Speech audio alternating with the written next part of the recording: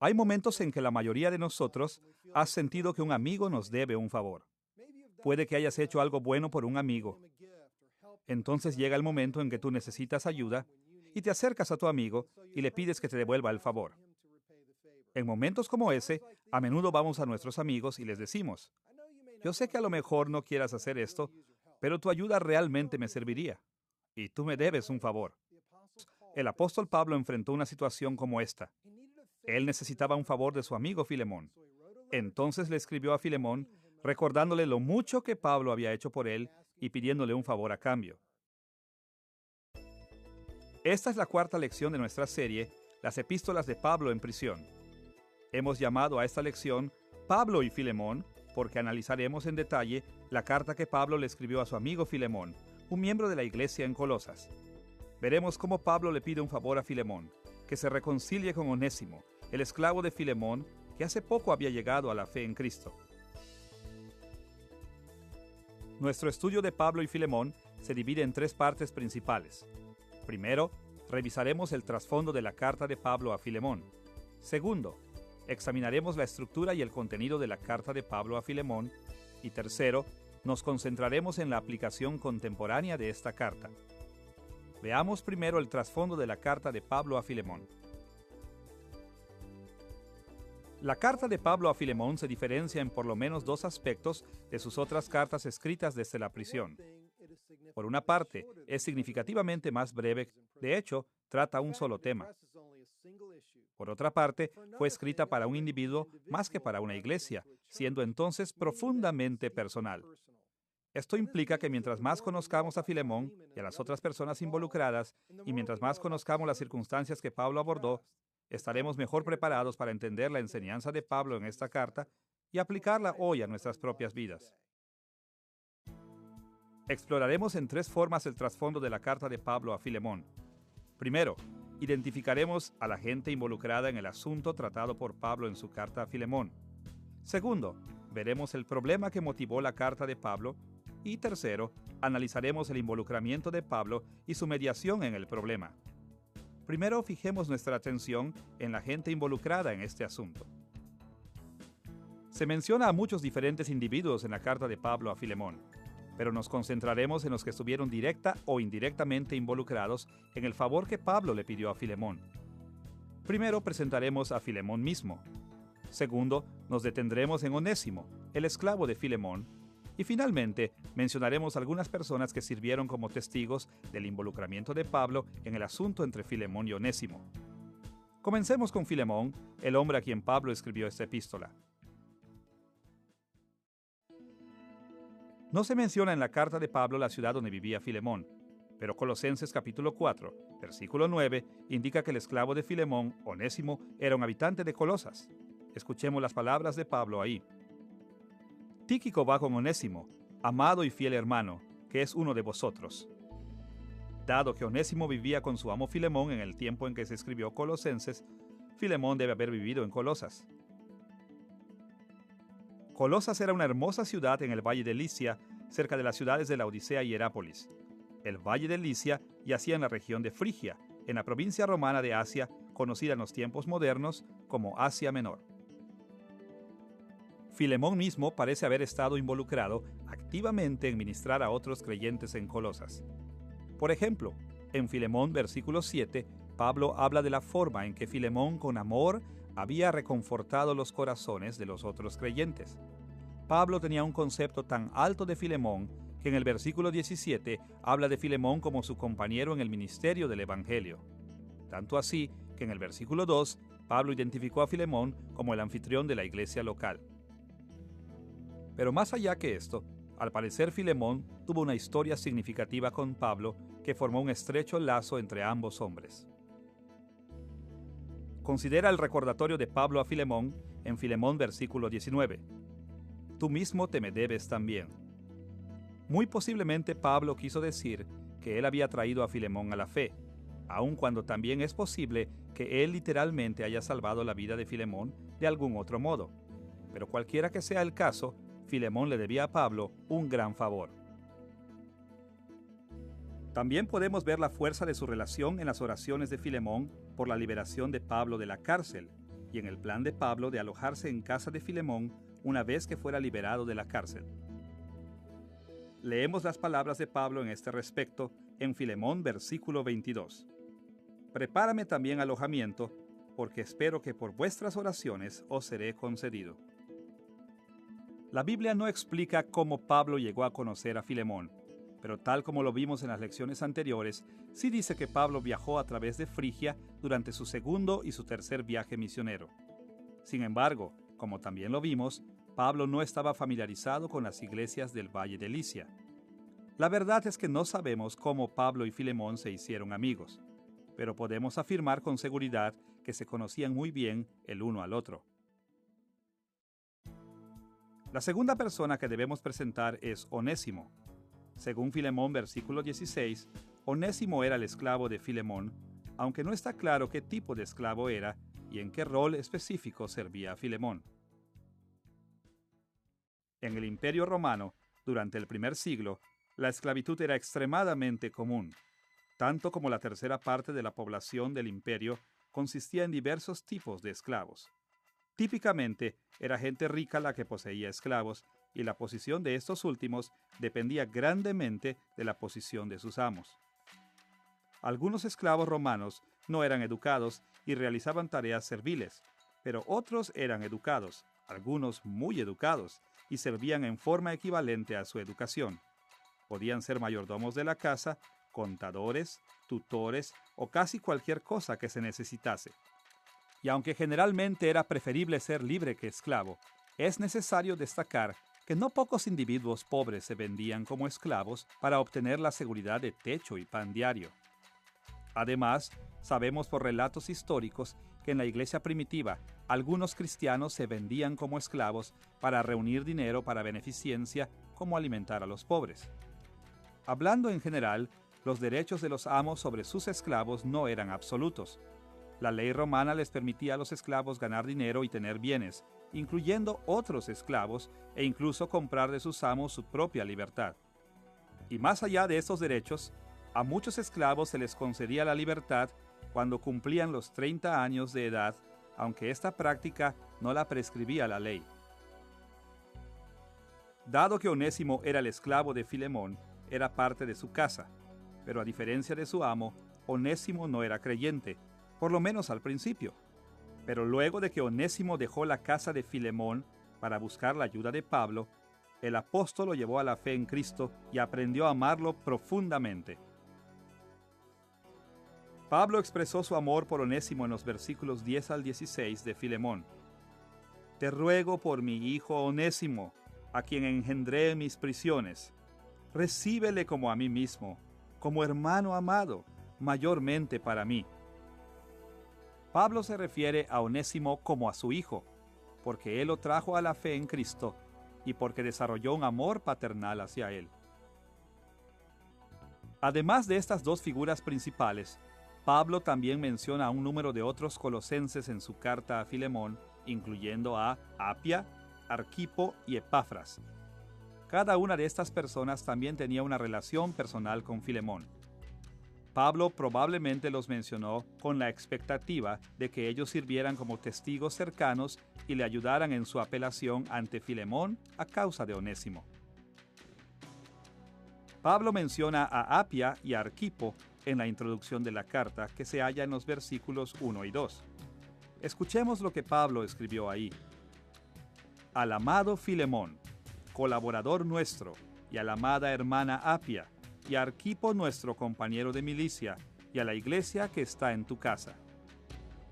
La mención de Apia como hermana de Pablo puede que simplemente indique que ella era creyente, pero dado que se le distingue del resto de la iglesia, es más probable que ella haya sido parte de la familia de Filemón, posiblemente su esposa.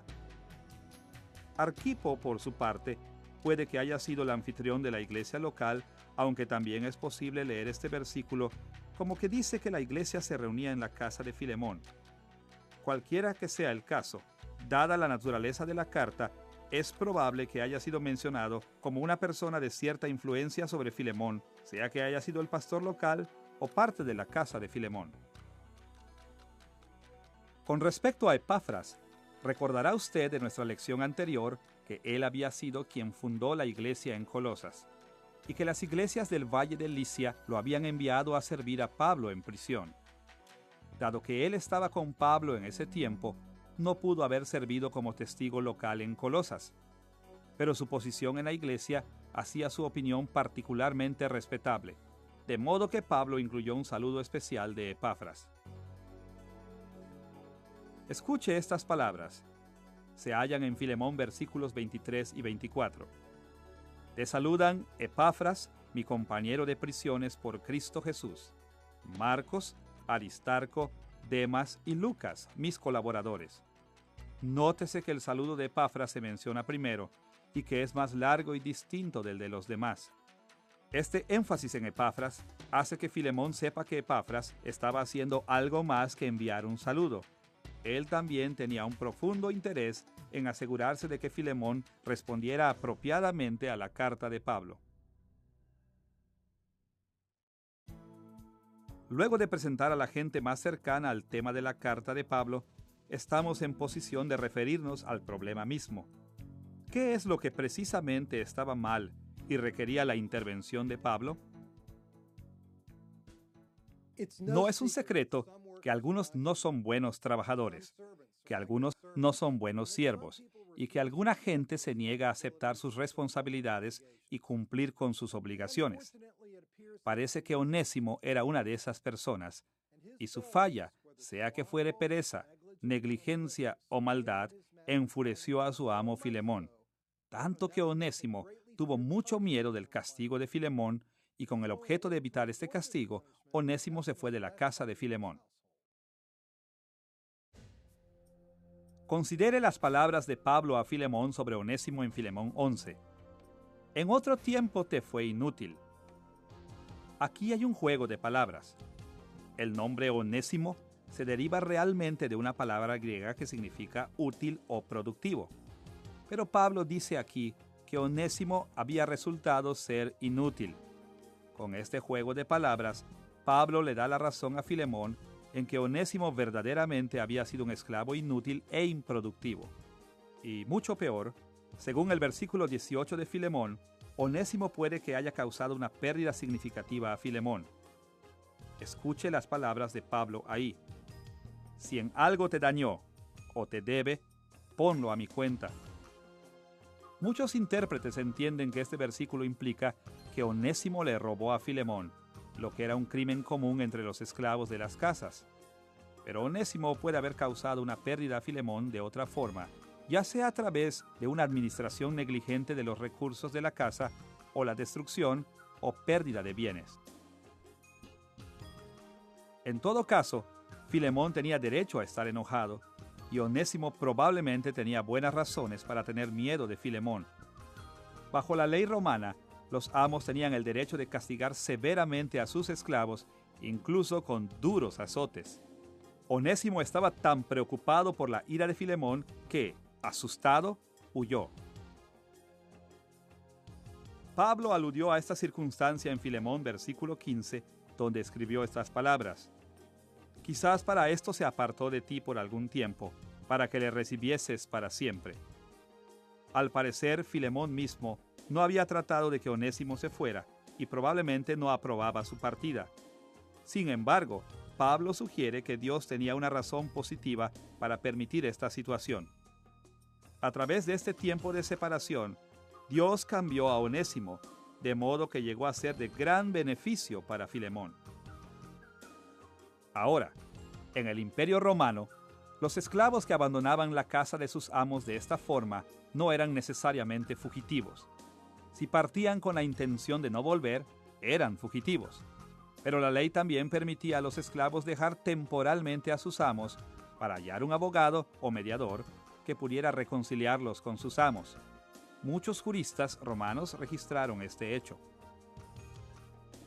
Por ejemplo, Viviano, que escribió entre los años 98 y 117 después de Cristo, argumenta de esta forma. Si un esclavo abandona a su amo y vuelve a casa de su madre, la cuestión de si se constituye en un fugitivo está sujeta a consideración. Si se fue para esconderse y no volver, entonces es un fugitivo. Pero no es un fugitivo si busca que sus errores sean atenuados con las súplicas de su madre. Del mismo modo, Próculo, que escribió en el primer siglo, decía esto: un esclavo no es fugitivo si, teniendo en mente que su amo quería castigarlo físicamente, fue a casa de un amigo a quien le pidió que interceda por él ante su amo. Y Pablo, a finales del segundo siglo, hizo este comentario: un esclavo que va a casa de un amigo de su amo para buscar su intercesión no es un fugitivo. Estos comentarios legales demuestran que la ley romana permitía a los esclavos alejarse de sus amos mientras lo hicieran para acudir a alguien por ayuda y no para obtener su libertad. Entonces, si Onésimo se fue para pedirle a Pablo que fuera su abogado y mediador ante Filemón, no fue un fugitivo. En resumen, entonces, el problema inicial en la casa de Filemón fue que Onésimo había causado algunas pérdidas a Filemón con intención o sin intención, por negligencia, pereza o malicia. Luego, este problema empeoró a causa de la tensión resultante entre Onésimo y Filemón, incluyendo probablemente la ira de Filemón y su intento de castigar a Onésimo y el miedo de Onésimo. Y finalmente, culminó en que Onésimo huyó de Filemón. Puede que Filemón haya pensado que Onésimo huyó como fugitivo, pero los verdaderos motivos de Onésimo están aún por verse. Ahora que hemos identificado a la gente y el problema que Pablo trata en su carta a Filemón, debemos concentrarnos en la mediación de Pablo entre Filemón y Onésimo. Al considerar la mediación de Pablo, veremos dos asuntos. Primero, la petición de Onésimo de que Pablo sea su abogado, y segundo, el consentimiento de Pablo en ser el abogado de Onésimo. Veamos primero la petición de Onésimo a Pablo. Durante este tiempo, Pablo estaba preso, tal como lo señalamos en la primera lección. Es muy probable que haya estado preso en Roma, aunque también es posible que estuviera en Cesarea Marítima. Pero sea que estaba en Roma o en Cesarea Marítima, estaba a una gran distancia de Colosas, donde vivía Filemón. Según algunos eruditos, esta distancia era demasiado grande como para que Onésimo buscara la ayuda de Pablo como abogado o mediador. Concluyen entonces que Onésimo estaba tratando de comenzar una nueva vida lejos de Filemón y solo se encontró con Pablo accidentalmente. Ahora, tenemos que admitir que las Escrituras no relatan lo que Onésimo estaba pensando cuando dejó a Filemón y tampoco relatan cómo fue que se encontró con Pablo en la cárcel. Sin embargo, sí nos da algunos detalles que sugieren que Onésimo buscó a Pablo como su abogado. Es por algo que Onésimo se dirigió a la ciudad donde Pablo estaba preso, y tiene que haber sabido muy bien que Pablo residía allí, porque la iglesia en Colosas había enviado a Epafras en misión para cuidar de Pablo en la cárcel.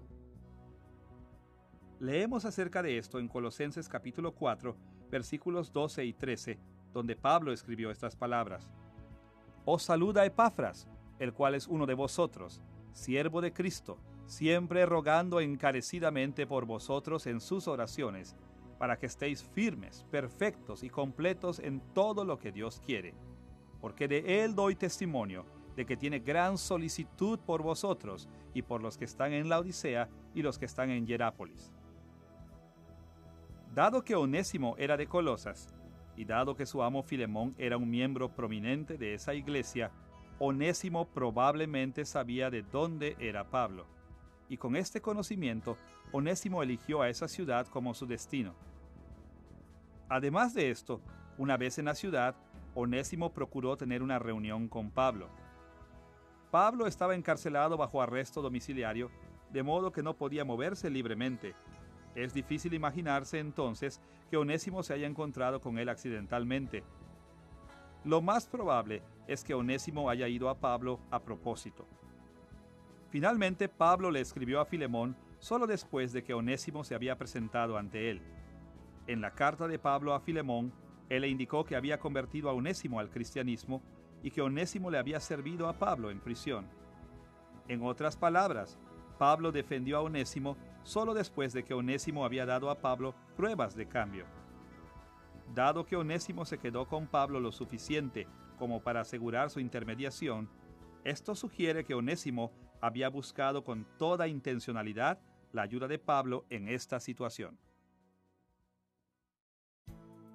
Después de considerar la petición de Onésimo de que Pablo fuera su abogado, ya estamos listos para fijarnos en el consentimiento de Pablo de defender a Onésimo ante su amo Filemón. Pablo no aceptó de inmediato mediar entre Onésimo y Filemón. Después de todo, Onésimo era un no creyente y un esclavo inservible, y Filemón era un hombre bueno y amoroso. Filemón tenía derecho a estar enojado y en disciplinar a Onésimo. No había indicación alguna de que quisiera hacerlo en forma ilícita o injusta. Filemón habría estado en su derecho de castigar a Onésimo. De modo que si Pablo iba a defender a Onésimo, tendría que ser con base en la misericordia. Y antes de que pudiera pedir misericordia para Onésimo, primero tendría que estar convencido de que Onésimo estaba verdaderamente arrepentido. La reticencia inicial de Pablo en este asunto es admirable. Después de todo, sería necio perdonar a quienes cometen faltas simplemente porque tienen miedo de ser castigados. Considere al respecto las palabras de Pablo en Romanos 13, versículo 4, donde habla de esta manera sobre los gobernantes civiles. Porque es servidor de Dios para tu bien, pero si haces lo malo, teme, porque no en vano lleva la espada, pues es servidor de Dios, vengador para castigar al que hace lo malo. Este mismo principio se aplica en muchas relaciones que conllevan estructuras de autoridad, tal como sucede entre los padres y los hijos y en la estructura social del Imperio Romano del primer siglo de amos y esclavos. Las figuras de autoridad temerosas de Dios propinan castigos apropiados porque es correcto hacerlo. Así entonces, era apropiado y probablemente típico que cuando un esclavo o un siervo acudían al amigo de su amo por ayuda, ese amigo no molestara al amo sin estar suficientemente convencido de que era lo que correspondía hacer. Para hacer una comparación, consideremos un ejemplo histórico donde otro esclavo romano recurrió al amigo de su amo para pedirle ayuda. Un poco antes del año 111 después de Cristo, el senador romano Plinio le escribió una carta a su amigo Sabiniano en representación de un esclavo liberto que trabajaba para Sabiniano, y esta carta se ha preservado para nosotros a través de la historia. Escucha este extracto de la carta de Plinio. Tu esclavo liberto, con quien dijiste estar enojado, vino a mí. Se arrojó a mis pies y se abrazó a mí como si yo fuera tú. Me imploró mi ayuda con muchas lágrimas. Me convenció de su arrepentimiento genuino. Yo creo que se ha reformado porque se da cuenta de que obró mal. Hazle alguna concesión a este joven, a sus lágrimas y a tu propio corazón amable, y no lo atormentes más a él ni a ti mismo.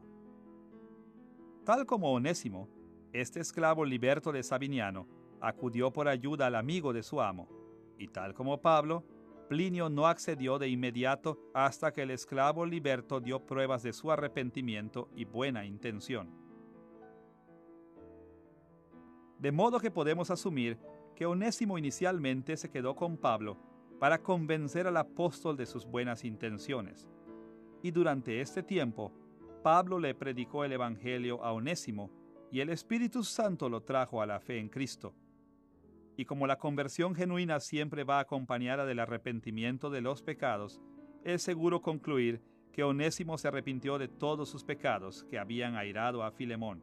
Y con esta nueva vida en Cristo, Onésimo se transformó en un nuevo hombre y se dedicó a servir al apóstol en prisión.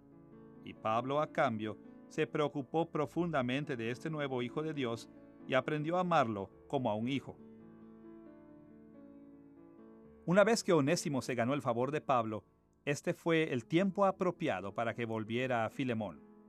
Entonces Onésimo partió a Colosas con una carta de intercesión de Pablo. Según la carta de Pablo a Filemón, legalmente Onésimo podría haber permanecido con Pablo sin transformarse en un fugitivo. Pero moralmente no habría sido la mejor solución. Más bien, Los valores cristianos de caridad y reconciliación demandaban su retorno a Filemón. La razón para esto se puede hallar en Filemón versículos 12 al 16, donde Pablo escribió estas palabras: el cual vuelvo a enviarte.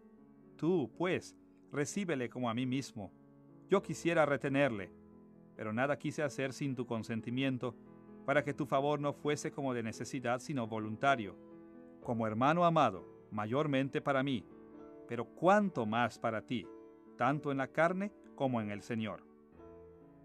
Pablo envió de vuelta a Onésimo a Filemón, porque él quería que cualquier presente de Filemón fuera voluntario y no forzado, y porque quería que Filemón y Onésimo se reconciliaran como hermanos en Cristo. Presumiblemente, su reconciliación se habría logrado en una entrevista cara a cara, en que Onésimo se hubiera arrepentido y le hubiera pedido perdón a Filemón, y en que Filemón misericordiosamente hubiera perdonado y aceptado a Onésimo. Dado el alto aprecio de Pablo por Filemón como un cristiano amoroso, así como la fuerte intervención de Pablo a favor de Onésimo, al parecer Pablo esperaba dicho resultado.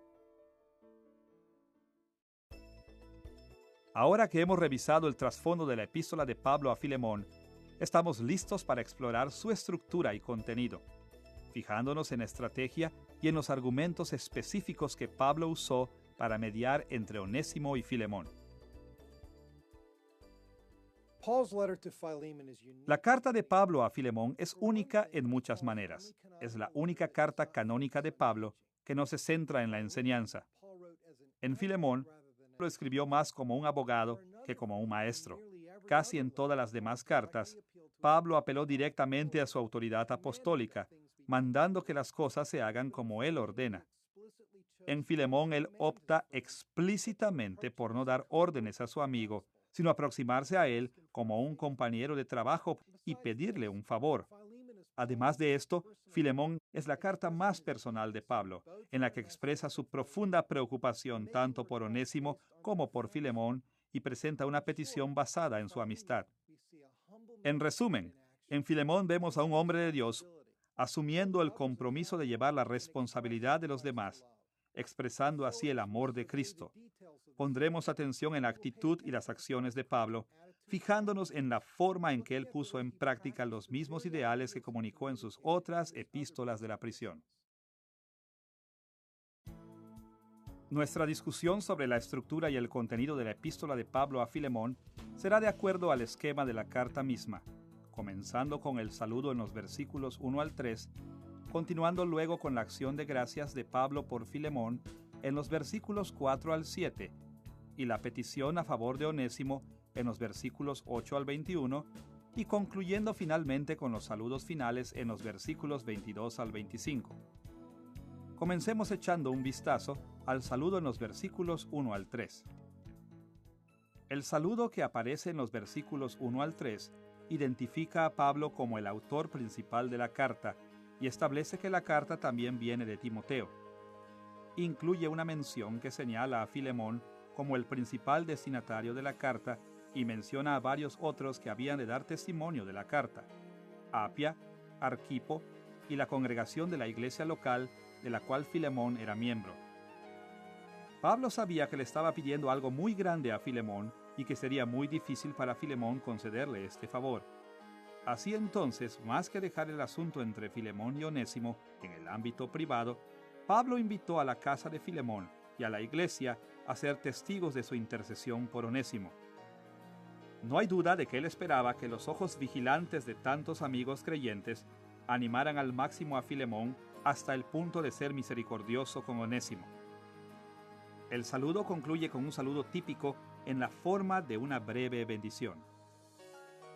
Luego del saludo, encontramos la acción de gracias de Pablo por Filemón en los versículos 4 al 7.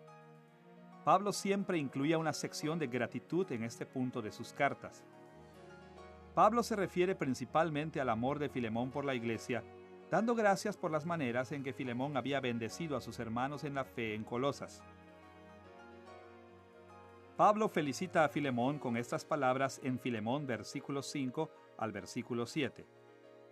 Porque oigo del amor para con todos los santos tenemos gran gozo y consolación en tu amor, porque por ti, oh hermano, han sido confortados los corazones de los santos. Pablo no menciona lo que había hecho Filemón, pero sí resalta que había sido reconfortante para el corazón de los santos. Quizá Filemón los había aliviado financieramente, o había realizado obras de servicio para ellos, o les había concedido algún otro tipo de beneficio. Más allá de lo que hubiese hecho, Filemón lo había hecho bien y de buen corazón. Y dado que Onésimo había llegado a ser parte de la iglesia, Pablo esperaba que Filemón demostrara el mismo amor por él. Considera la situación entre Filemón y Onésimo a la luz de la enseñanza de Pablo en Colosenses capítulo 3, versículos 12 al 14, donde Pablo escribe estas palabras: Vestíos, pues, como escogidos de Dios, santos y amados, de entrañable misericordia, de benignidad, de humildad, de mansedumbre, de paciencia, soportándoos unos a otros y perdonándoos unos a otros, si alguno tuviere queja contra otro. De la manera que Cristo os perdonó, así también hacedlo vosotros. Y sobre todas estas cosas, vestíos de amor, que es el vínculo perfecto.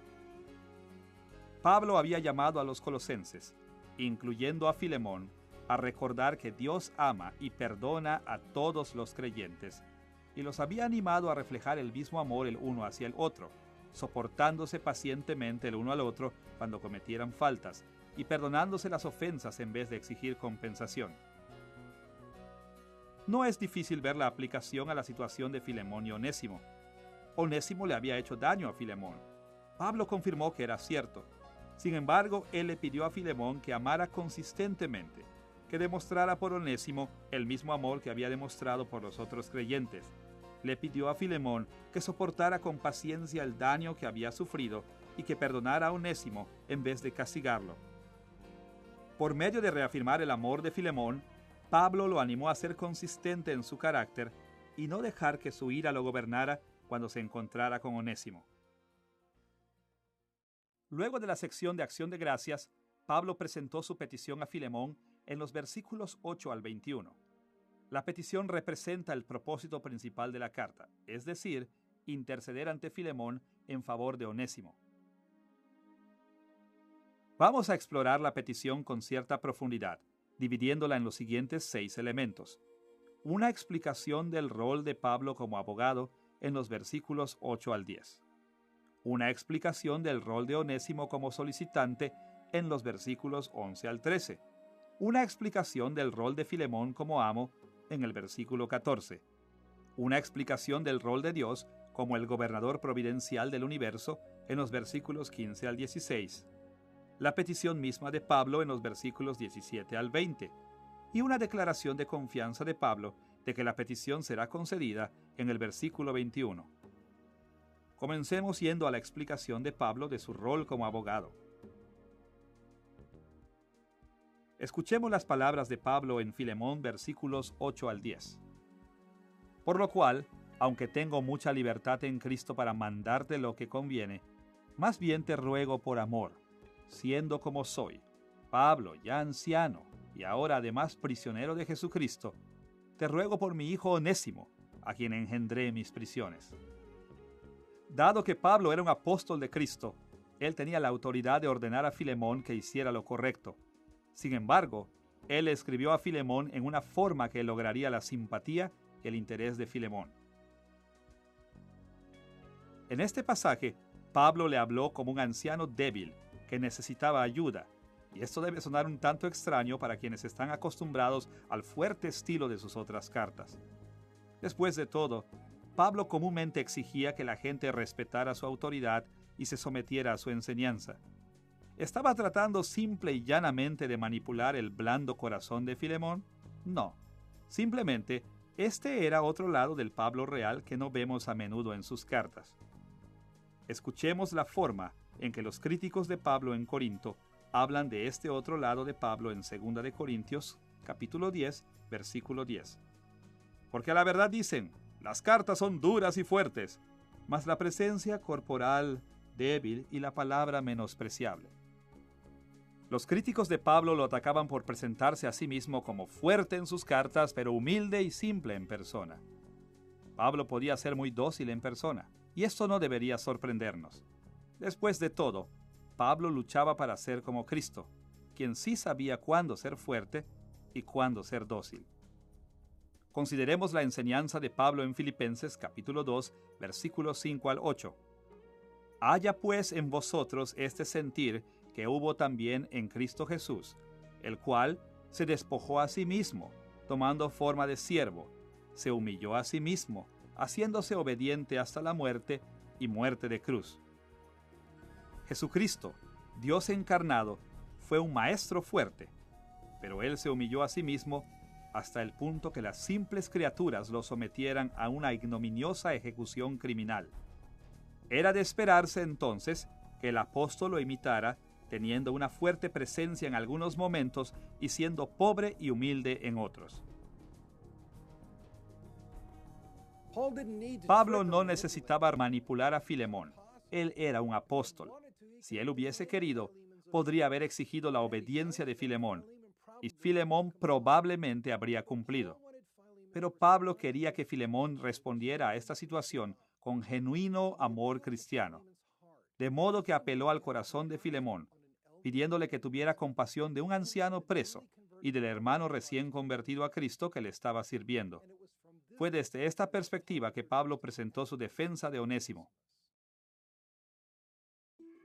Luego de presentarse como el abogado de Onésimo, Pablo habló de Onésimo mismo en los versículos 11 al 13. Explicó además con mayor detalle la relación entre Onésimo y Pablo y qué llevó al apóstol a traer la petición de Onésimo ante Filemón.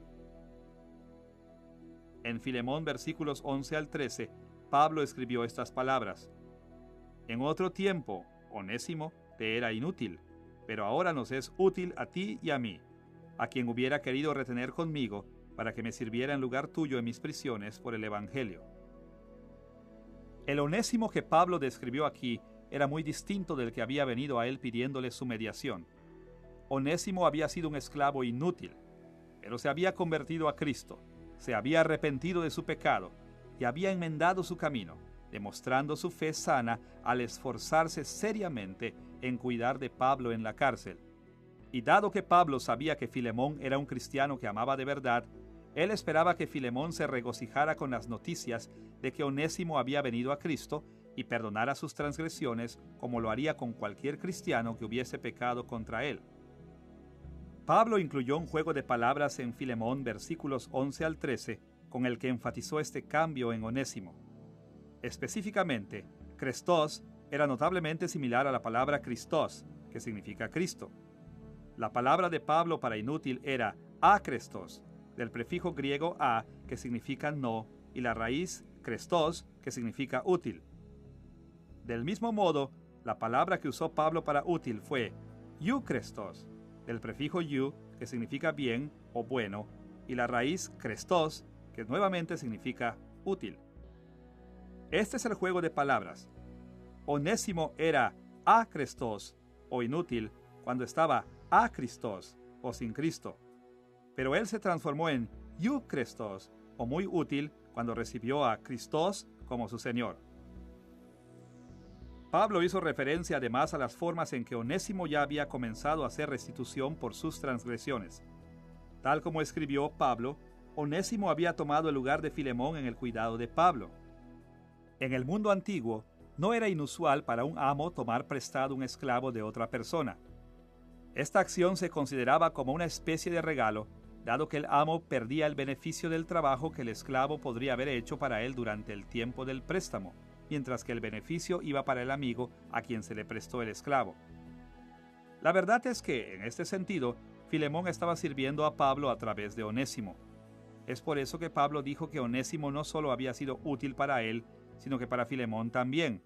Entonces Filemón tenía muchas más razones para ser misericordioso con Onésimo.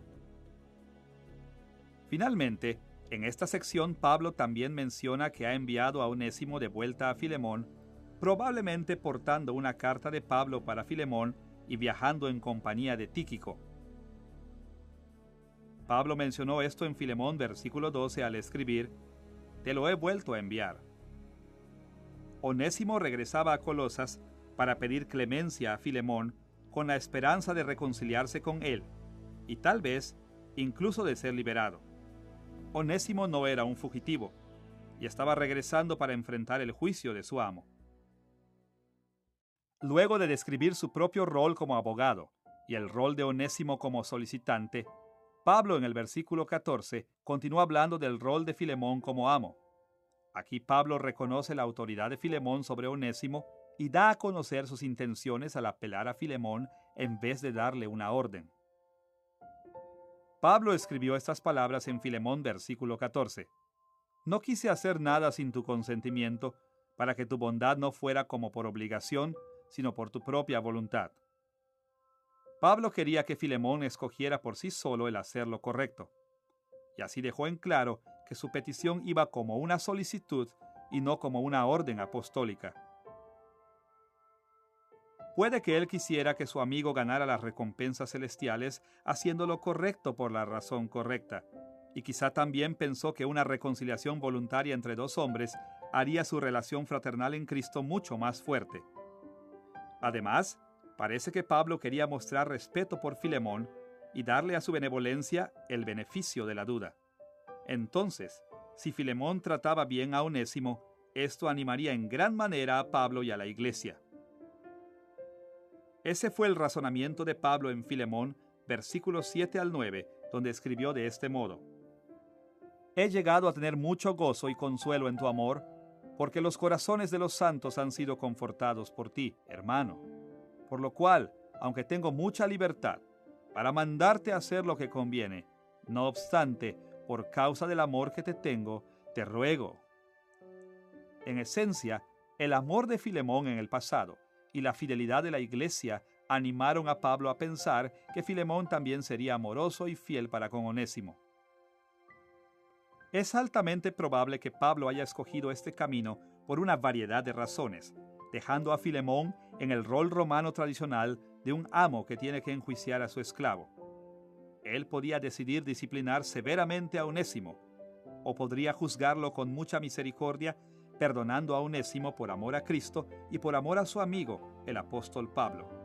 La decisión era totalmente suya, aun cuando Pablo dejó muy en claro cuál opción era la correcta. Después de ubicar a las distintas partes involucradas en sus relaciones las unas con las otras, Pablo le recuerda a Filemón en los versículos 15 y 16 el rol de Dios como Señor de la historia. En esta sección, él considera el bien mayor que Dios podía extraer del pecado de Onésimo, si Filemón tan solo le concediera su petición. Pablo se refiere a la mano providencial de Dios en Filemón versículos 15 y 16 al escribir esas alentadoras palabras a Filemón. Quizás para esto se apartó Onésimo de ti por algún tiempo, para que le recibieses para siempre, no ya como esclavo, sino como más que esclavo, como hermano amado, mayormente para mí, pero cuanto más para ti, tanto en la carne como en el Señor. El Señor controla providencialmente todo en el universo y a menudo permite que las cosas malas sucedan para que se cumplan sus buenos propósitos. Pablo sugiere que en este caso, Dios orquestó los eventos, haciendo que Onésimo y Filemón entren en conflicto, de modo que Onésimo se viera forzado a recurrir a la mediación de Pablo. Y el Señor permitió esto para que a través del ministerio de Pablo, Onésimo pudiera ser traído a la fe en Cristo y luego reconciliarse con Filemón como iguales en el Señor. Al hablar del control providencial de Dios del universo, Pablo le estaba pidiendo a Filemón que diera un paso atrás del conflicto con Onésimo para observarlo desde la perspectiva del plan de Dios. Sí, Filemón estaba muy enojado y tenía derecho a estarlo, pero el problema con Onésimo era insignificante comparado con las bendiciones que Dios les concedería a través de su conflicto. Filemón era un buen hombre, y tal como Pablo lo esperaba, una vez que se diera cuenta de que Dios había orquestado el conflicto con Onésimo para salvar un alma perdida, su ira bien se transformaría en gozo. Después de presentar todos los aspectos involucrados en la mediación, Pablo le presentó finalmente su petición en los versículos 17 al 20.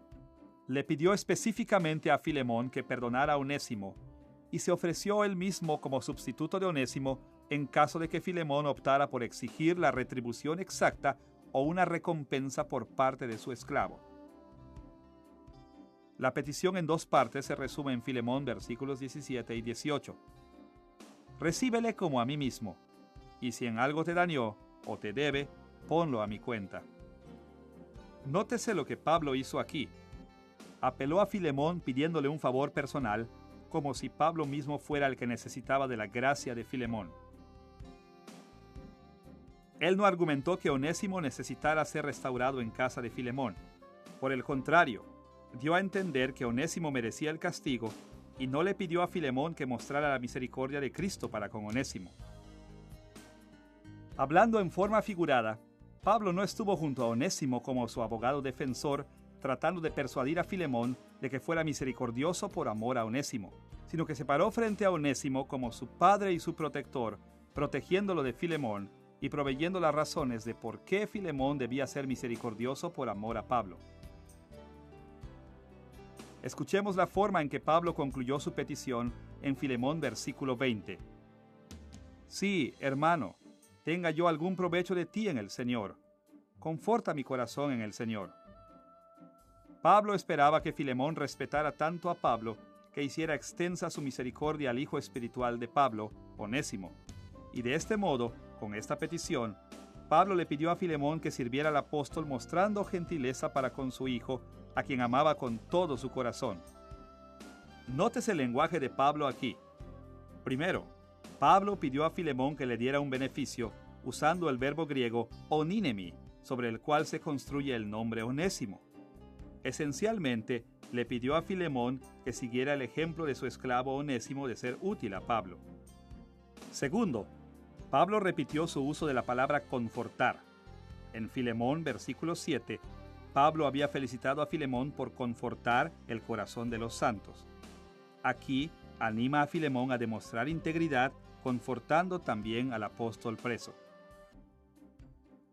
Los eruditos han planteado muchas preguntas acerca de los detalles de la petición de Pablo.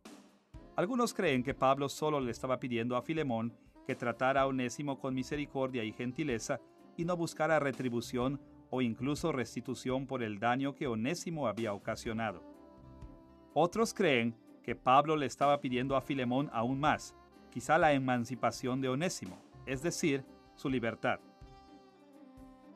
Puede que esto esté implícito en las palabras de Pablo en Filemón versículos 15 y 16, donde Pablo escribió de este modo: porque quizás para esto se apartó de ti por algún tiempo, para que le recibieses para siempre, no ya como esclavo, sino como más que esclavo, como hermano amado. Es posible leer este versículo e interpretar que Pablo quería que Filemón liberara a Onésimo para que Onésimo ya no fuera un esclavo. Esta idea se refuerza cuando notamos que la palabra griega aionion, aquí traducida como para bien, se traduce correctamente en varias traducciones como para siempre o eternamente. Aun cuando la esclavitud romana a menudo era perpetua, técnicamente era un acuerdo temporal, de modo que Pablo no podría haber asegurado a Filemón con exactitud que Onésimo seguiría siendo su esclavo útil para siempre. Sin embargo, nuestras relaciones en Cristo sí duran eternamente. Esto hace que uno sea tentado a ver en este versículo una alusión a la emancipación o el otorgamiento de libertad a Onésimo.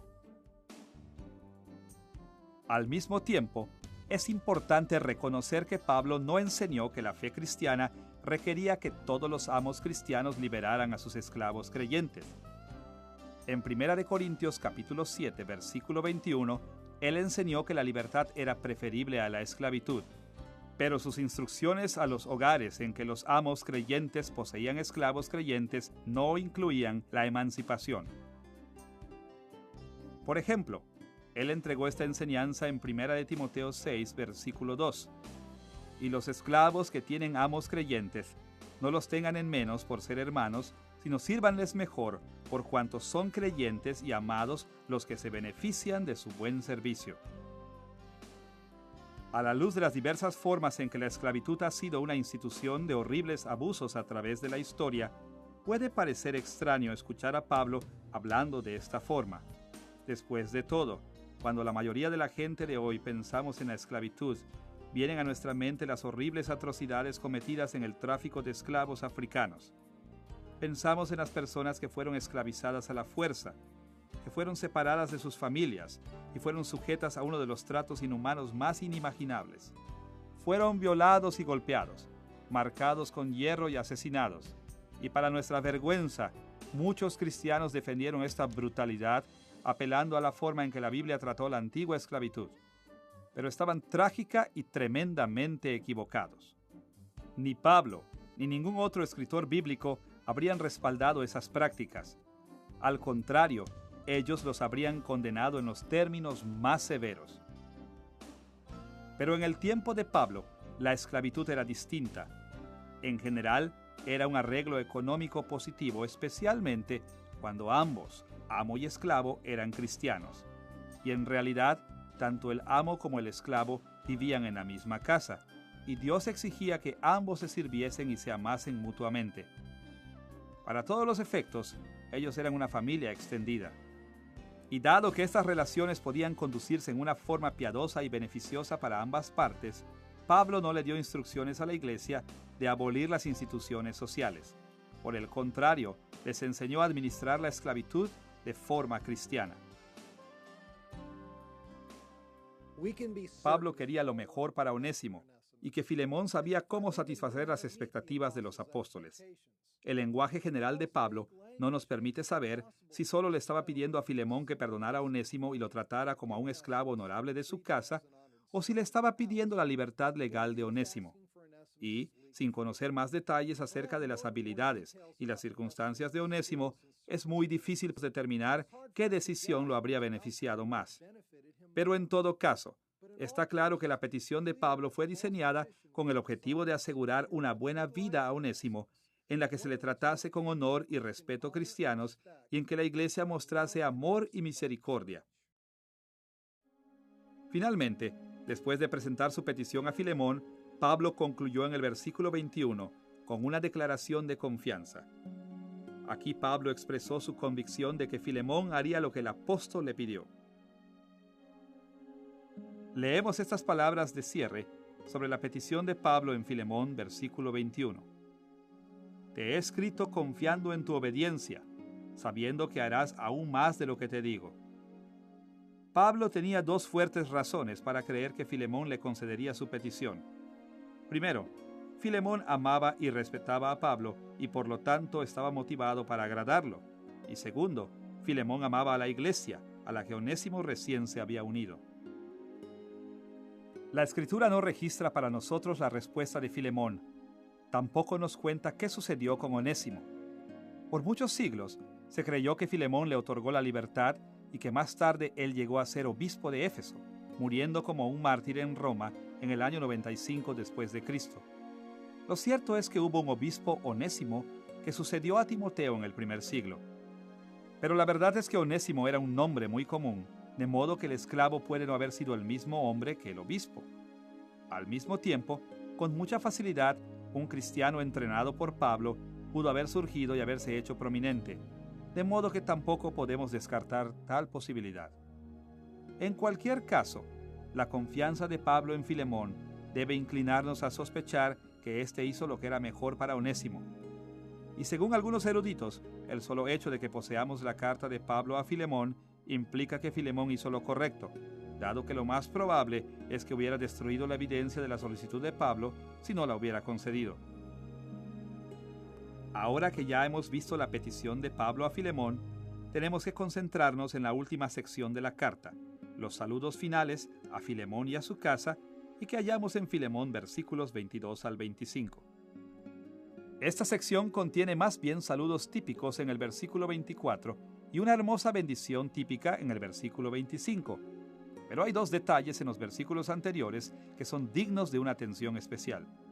Primero, en el versículo 22, Pablo expresó su expectativa de ser liberado muy pronto de prisión y le pidió a Filemón que preparara una habitación para él.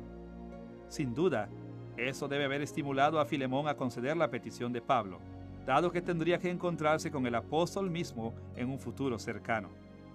Segundo, tal como ya lo mencionamos en esta lección, Pablo envió un saludo especial de Epafras en el versículo 23, indicando que Epafras estaba sirviendo como un testigo a distancia de la resolución de Filemón sobre el asunto con Onésimo. Ahora que ya hemos revisado el trasfondo de la epístola de Pablo a Filemón, así como su estructura y su contenido, es el momento de discutir la aplicación contemporánea de la intercesión ejemplar de Pablo en favor de Onésimo.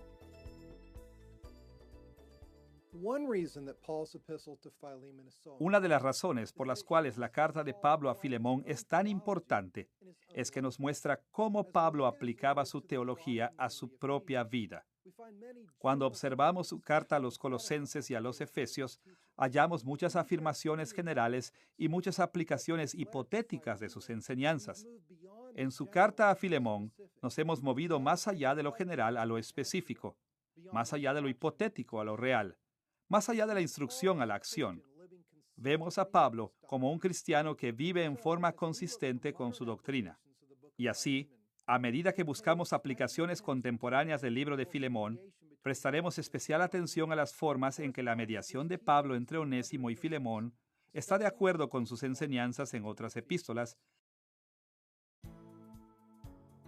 Al considerar la aplicación contemporánea de la carta de Pablo a Filemón, nos concentraremos en tres temas. Primero, la necesidad de rendirnos cuentas mutuamente entre cristianos. Segundo, el valor de la compasión en nuestras relaciones con la Iglesia. Y finalmente, la importancia de la reconciliación dentro de la familia de Dios. Vayamos primero a la necesidad de rendirnos cuentas mutuamente entre cristianos. Tal como lo mencionamos, en su carta a Filemón, Pablo mencionó a varios individuos como testigos de su intercesión por Onésimo, incluyendo a Apia, Arquipo, Epafras y la iglesia local en Colosas. Aun cuando Pablo no expresó en forma explícita la razón por la que hizo esto, la mejor explicación parecería ser que él esperaba que los ojos atentos de estas personas animaran a Filemón a hacer lo correcto. Esta estrategia concuerda con su enseñanza en Efesios capítulo 5, versículos 11 al 21.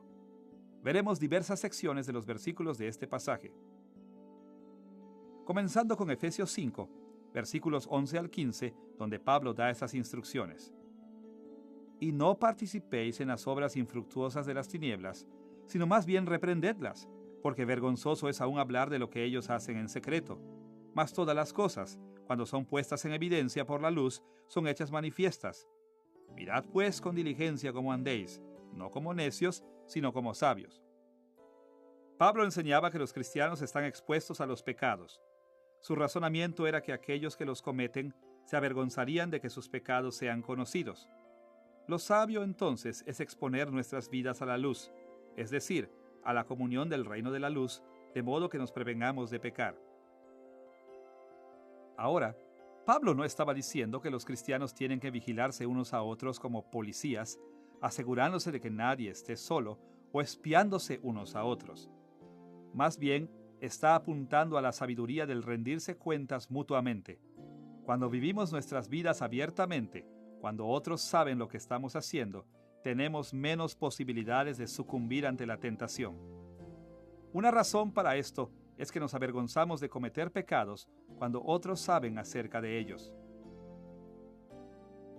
En el caso de Onésimo y Filemón, si nadie hubiera sabido de la carta de Pablo, y si Pablo mismo no hubiera planeado tratarlo de Filemón, entonces nadie habría podido fijarse si Filemón hizo lo correcto.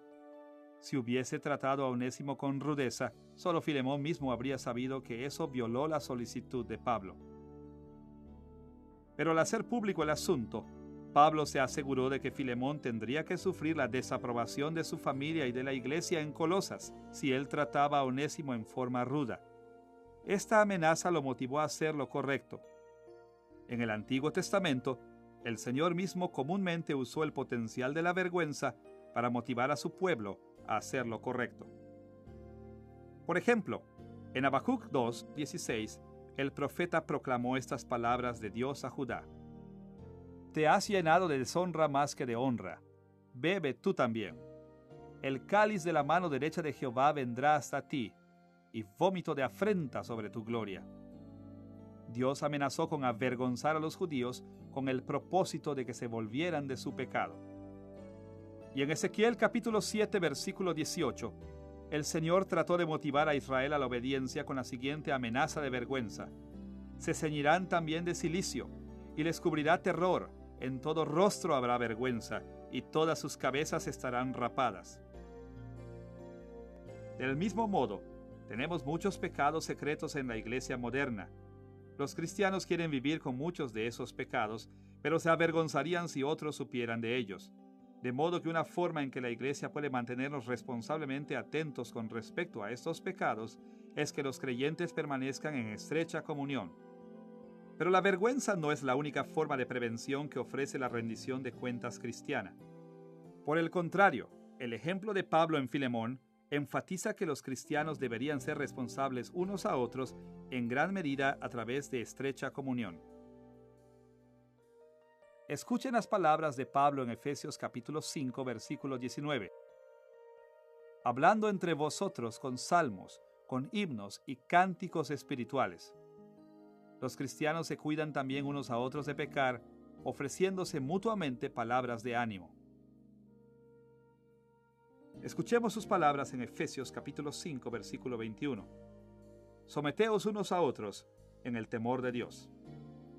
La iglesia debe ser un lugar santo, una comunidad de gente obediente a Dios. Y esto significa que el consejo de la iglesia debe ser piadoso y recto. De manera que, en la medida en que vivamos en comunión unos con otros, animándonos a las buenas obras, será necesario que prestemos especial atención a las formas en que nuestros líderes y nuestras tradiciones nos entrenan para que nos comportemos bien y al consejo de los creyentes sabios y piadosos. En resumen, a través del uso de los testigos de la interacción entre Filemón y Onésimo, aprendemos que la iglesia puede prevenir el pecado y animarse a las buenas obras, demostrando desaprobación por el pecado, dando aliento y sometiéndose al sabio consejo de la iglesia. Ahora que ya hemos observado las implicaciones que la carta de Pablo a Filemón tiene para la rendición de cuentas en la iglesia, tenemos que ir a nuestro segundo punto de aplicación: la importancia de la compasión en nuestras relaciones con los otros cristianos. De todas las cualidades que Cristo demostró durante su ministerio terrenal, quizá la más impresionante fue su compasión. Sí, Él tenía un celo por la santidad y la reverencia, y es innegable su énfasis en la justicia y la moralidad, así como también mostró sabiduría, integridad y dignidad sin paralelos. Pero mucho más memorables son su gentileza, su compasión, su preocupación, su amor por los demás, su avidez por perdonar, su voluntad de sufrir para que otros no tuvieran que hacerlo. Su historia consiste en resucitar a los muertos, consolar a los vivos, curar a los enfermos, sanar a los cojos, alimentar a los hambrientos, pastorear a los perdidos, a los heridos y a los aterrorizados, y morir en la cruz por los que lo odiaban. En resumen, es la compasión de Cristo la que toca nuestros corazones con mayor profundidad.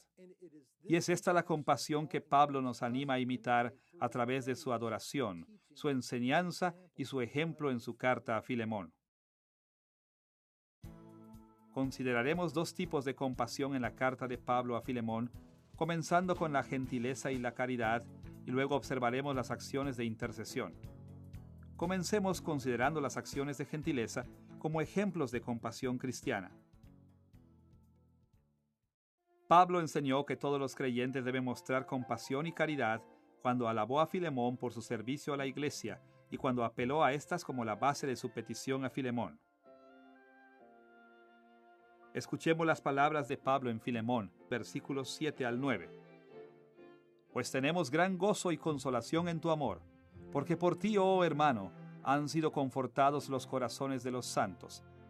Te ruego por amor, siendo como soy, Pablo, ya anciano y ahora además prisionero de Jesucristo. Pablo estaba animado por la forma en que Filemón había confortado los corazones de los santos, es decir, la forma en que había demostrado gentileza por los demás cristianos. Y Pablo quiso recibir una caridad similar, dado que él era un anciano y un prisionero que merecía la compasión y que estaba con necesidad de ayuda. tal como lo escribió en Colosenses capítulo 3, versículos 11 y 12. Cristo es el todo y en todos. Vestíos, pues, como escogidos de Dios, santos y amados, de entrañable misericordia y benignidad. Dado que los otros creyentes están unidos a Jesús, debemos tratarlos como lo haría el Señor, y como el Señor nos trataría a nosotros, mostrándoles abundante cuidado y ayudándoles a satisfacer sus necesidades. De esta y muchas otras formas, Pablo demostró que la misericordia y la caridad son aspectos importantes de la vida cristiana. Y así, tal como Pablo y Filemón, los cristianos contemporáneos debemos ser movidos a la compasión y al amor por los que están en la iglesia, y debemos atender a sus necesidades en cuanto sea posible. Un segundo tipo de compasión que Pablo estimuló en su carta a Filemón es la intercesión, en la que un cristiano se transforma en el abogado del otro. La intercesión puede tomar muchas formas. En un extremo del continuo, puede ser tan simple como la expresión de una opinión sin riesgo personal que influye en las circunstancias a favor del otro. En el otro extremo del continuo, puede ser tan intenso como dar su vida para proteger a otro que es culpable. El ejemplo más obvio de este tipo de intercesión es el sacrificio que Cristo ofreció para obtener la salvación de los pecadores. Y entre estos dos extremos hay muchos otros tipos de intercesión posibles. Escuchen las palabras de Pablo a Filemón en relación con Onésimo en Filemón versículos 17 al 19. Recíbele como a mí mismo, y si en algo te dañó o te debe, ponlo a mi cuenta, yo lo pagaré. A través del ejemplo de Pablo, a los cristianos contemporáneos se nos llama a interceder por otros creyentes del mismo modo. Algunas veces se nos llama a interceder en forma sencilla. En otras oportunidades, nuestra compasión por los demás nos va a llamar a niveles más profundos de intercesión. Y en algunos casos, la compasión incluso nos va a motivar a interceder ofreciendo nuestras vidas por el beneficio o la protección de otros. Tal como escribió Pablo en Efesios capítulo 5, versículos 1 y 2, «Sed pues imitadores de Dios, y andad en amor, como también Cristo nos amó y se entregó a sí mismo por nosotros, ofrenda y sacrificio a Dios en olor fragante». Ahora que hemos observado algunas formas en que la enseñanza de Pablo en Filemón se aplica a la rendición de cuentas en la iglesia y a la compasión cristiana, estamos listos para enfocarnos en nuestro último tema, la reconciliación mutua de los creyentes a través de nuestro Señor Jesucristo. Cuando hablamos de reconciliación, necesitamos dejar en claro que no solo estamos hablando de crear unidad y amor donde no existían antes, más bien estamos hablando de crear unidad y amor donde antes existía hostilidad. La reconciliación está enraizada en el perdón y en la misericordia y se mantiene con paciencia y tolerancia. Se asume que hay una fuente de conflicto entre nosotros, pero que hemos puesto de lado el conflicto para conseguir algo mejor. En otras palabras, paz entre el uno y el otro, amor mutuo del uno por el otro y servicio mutuo del uno hacia el otro. En sus epístolas a los Colosenses y a los Efesios, Pablo habló con frecuencia de la reconciliación entre los creyentes, tanto en el plano individual como en el plano corporativo a nivel étnico, y él describió esta reconciliación como un elemento esencial del Evangelio. Pablo insistió mucho en que Onésimo y Filemón tenían la obligación de restaurar su relación y abrazarse el uno al otro como hermanos en Cristo sin guardar resentimientos. Onésimo, por su parte, tenía que arrepentirse de su pecado, lo que había hecho al convertirse al cristianismo bajo el ministerio de Pablo, y como esclavo de Filemón, además tenía que someterse al juicio de Filemón. Filemón, en cambio, estaba obligado a amar a Onésimo, tratarlo con misericordia, perdonar su pecado y abrazarlo como un hermano en Cristo. Del mismo modo, los cristianos contemporáneos deben estar ansiosos de arrepentirse y perdonarse los unos a los otros y ser restaurados en relaciones sanas. Hoy, del mismo modo que en los días de Pablo, habrá tensiones, resentimientos y otros conflictos entre las diferentes razas y grupos étnicos dentro de la iglesia. Y Pablo no estaba argumentando que cualquiera que sentía esa lucha no era salvo. Más bien, estaba diciendo que el fundamento para esos problemas había sido eliminado por Cristo, de modo que toda lucha racial y étnica en la iglesia era inválida y por lo tanto pecaminosa. Por ejemplo, en Efesios capítulo 2, versículos 14 al 16, él escribió sobre la reconciliación entre los creyentes judíos y gentiles con estas palabras: Cristo es nuestra paz, que de ambos pueblos hizo uno, derribando la pared intermedia de separación, para crear en sí mismo de los dos un solo y nuevo hombre, haciendo la paz, y mediante la cruz reconciliar con Dios a ambos en un solo cuerpo, matando en ella las enemistades. Aquí, según el argumento de Pablo, la reconciliación entre los judíos y gentiles creyentes en Cristo es un aspecto de nuestra unión con Cristo y por lo tanto es un paso esencial en nuestra reconciliación con Dios. Y lo mismo es cierto en nuestros días con respecto a la lucha racial y étnica y con respecto a cualquier otra diferencia entre los creyentes que se transforma en una fuente de problemas. Es porque estamos unidos con Cristo que todos somos perdonados y bendecidos, de modo que no tenemos sustento para el resentimiento o para rehusarnos a reconciliarnos con cualquier creyente. Nuestro Señor ha removido cualquier base para los conflictos entre nosotros, así es que tenemos que reconocer nuestra lucha como un pecado y luchar por la unidad, el amor y la armonía en el cuerpo de Cristo. Escuchen las palabras de Pablo en Efesios capítulo 4, versículo 32. Antes, sed benignos unos con otros, misericordiosos, perdonándoos unos a otros, como Dios también os perdonó a vosotros en Cristo. Y consideren su enseñanza en Colosenses capítulo 3, versículos 13 al 15. Soportándoos unos a otros, y perdonándoos unos a otros si alguno tuviere queja contra otro. De la manera que Cristo os perdonó, así también hacedlo vosotros. Y sobre todas estas cosas, vestíos de amor, que es el vínculo perfecto, y la paz de Dios gobierne en vuestros corazones, a la que asimismo fuisteis llamados en un solo cuerpo, y sed agradecidos.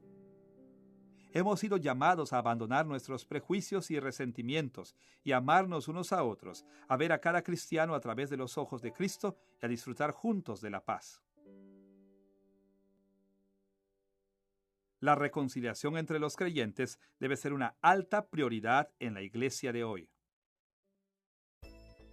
En esta lección hemos observado en detalle la epístola de Pablo a su amigo colosense Filemón. Hemos explorado el trasfondo de esta carta y hemos estudiado la estructura y el contenido de la carta. Y finalmente, hemos considerado un número de aplicaciones contemporáneas derivadas del ejemplo de Pablo en su carta a Filemón. La epístola a Filemón es una parte pequeña pero maravillosa del Nuevo Testamento. Nos ofrece una visión única de cómo el apóstol Pablo se relacionaba con otros creyentes y verdaderamente vivía las doctrinas que enseñaba. Más allá de esto, tiene mucho que enseñarnos sobre el valor que debemos otorgar a cada uno de los creyentes en la iglesia y sobre la forma en que la consideración apropiada de su valor debe impactar en nuestras vidas, especialmente cuando se trata de mantener relaciones sanas. En la medida en que vivamos de acuerdo a los principios que Pablo modeló para nosotros en su carta a Filemón, daremos pasos gigantes y hacia la edificación de la iglesia para la gloria de Cristo.